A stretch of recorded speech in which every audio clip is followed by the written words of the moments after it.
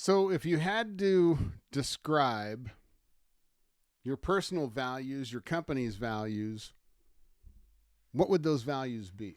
Where would you get them? Where would you search it first? And for most of clients and most companies, as they go online and they pull up company values or they pull up the company that they admire or they like the most, see what their values are, and they shamelessly steal them.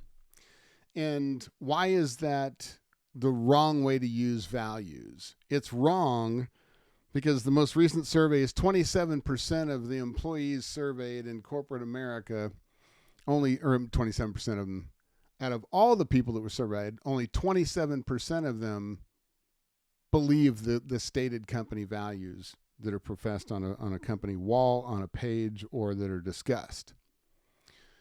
Most of them are aspirational at best versus core values. And a core value is the one that we live out, that we represent, we live. And most people will sit there and say, well, what's your culture? And the culture really is the living out of those values. You know, I mean, from a servant leader standpoint, if you're in leadership, whatever that case might be, is living them out is the true evidence that you have corporate values and company values, or you even have family values. Do your family values on the wall, do they represent how you treat each other in the household? But back to companies, back to organizations and leadership around that. Two things of questions came up, and I just got off a podcast, Closing the Trust Gap with Corey Shear. And it highlighted something I just wanted to share today for you that might be looking to add people and making sure you hire the right people. We call it aces in the right places. And one person, like a bad apple, can spoil the whole bunch. But here's where I'm going with it. If you've gone through your values exercise, you've gone through your vision. I mean, here's where we are. Here's where we're going. Jump on the bus with us. Come along with us. It's going to be a great ride.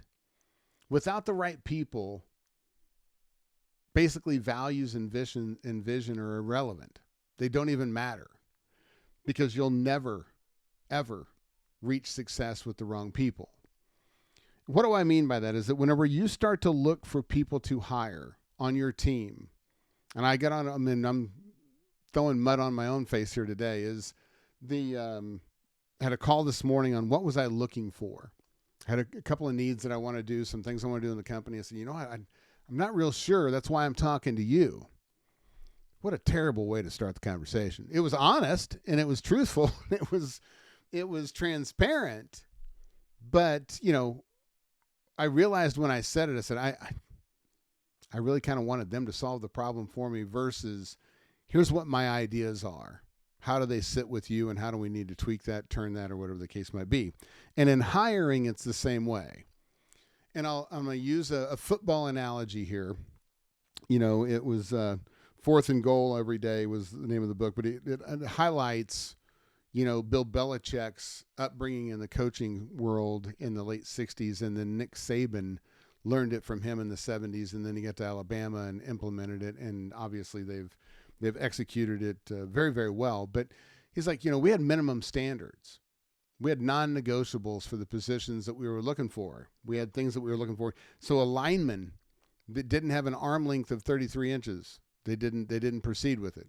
If they were a center, you could get away plus or minus an inch or so. But at your tackles, 300 plus pounds, 33 inches arm length, if not better, because they had to be the first person to be able to get their hands on somebody and be able to touch them that way.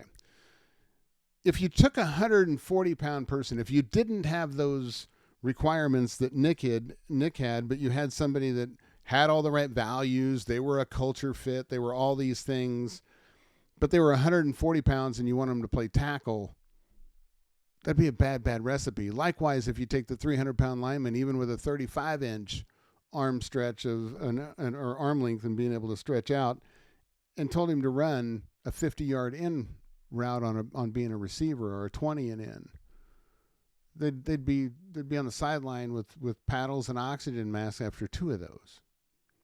So right people in the right seat is paramount to the organization's ability to be effective, to lead people effectively, to problem solve, to be competent in what they're doing. And just know there's four different types of right people in the right seat. There are the right people in the right seat. There are the right people in the wrong seat.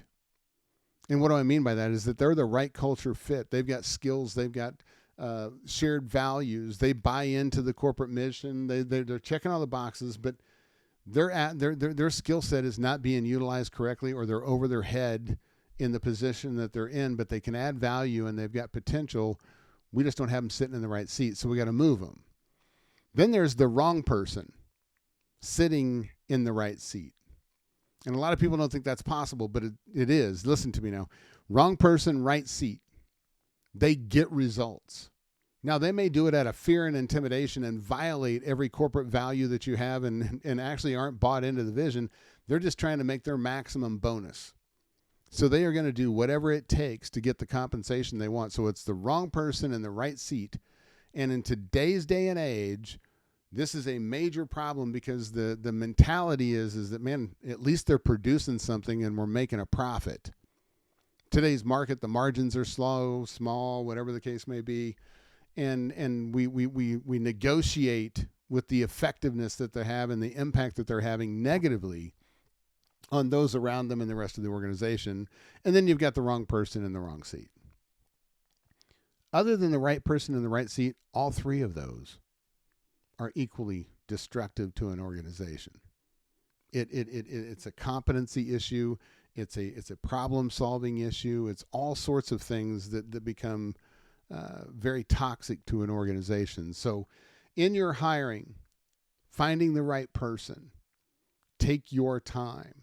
Sit down and readdress the things that you think are very, very important in the skill sets that you're looking for, the culture that you want to have, the values that you want them to bestow, not only at work, but in their day-to-day lives. And as you look through that, it will start to become more evident, because this we do know. If you don't have aces in the right places, the competency of it, whether they're competent at job skills, competency is a big umbrella. It can cover a lot of different areas. It causes a problem in trust that the leadership is willing to settle for less than what they should.